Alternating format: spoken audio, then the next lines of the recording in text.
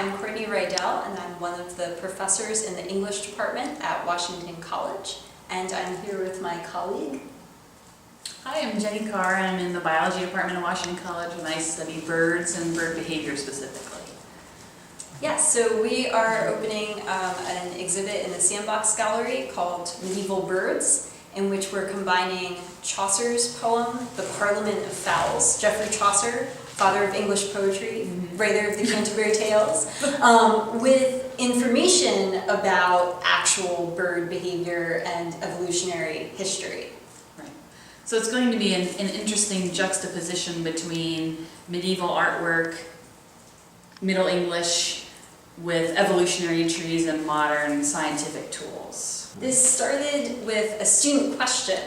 So reading a poem by Anne Bradstreet, one of the first published poets in America, a student asked me, are these things she's saying about birds true? Because she was comparing a family of birds to her own family.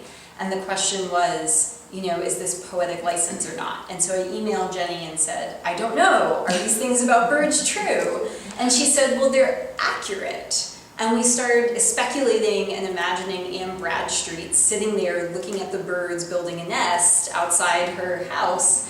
And then I said to Jenny, you know, there's this poem by Chaucer that's all about birds. And I don't think anybody has figured out how much that reflects real encounters with birds. And that was the genesis. Right.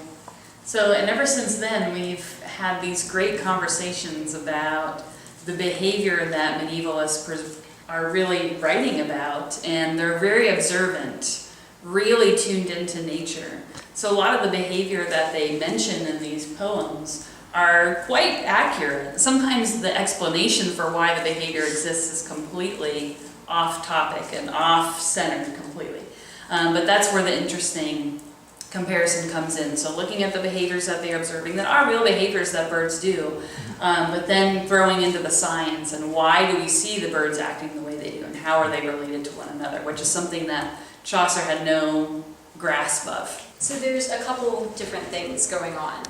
So in the gallery there's going to be sort of two spaces that talk to each other or relate to each other in a number of ways. So for example, on the television screen on one wall, there's going to be a series of tweets from Twitter, hashtag medieval birds, discussing some of the cool insights that Jenny and I have been able to collaboratively come to about the birds in this poem in relation to real birds. And there's going to be images from medieval manuscripts that through a form of augmented reality technology will sing to you, and you'll be able to hear parts of the poem in Middle English. And we're going to be corresponding these groupings of birds in this parliament, these four groups in a parliament who debate together, and showing you how that connects to the other side of the exhibit. Right, so the other side of the exhibit is going to be more of the hard science, if you will, technology that we have nowadays to understand birds and their relationships. So we're going to create a really, what I envision as a really great visual, three-dimensional depiction of the evolutionary tree of birds. So how have they evolved into different groups, and really highlighting those branches of the evolutionary tree that correspond with those birds mentioned in Chaucer's poem.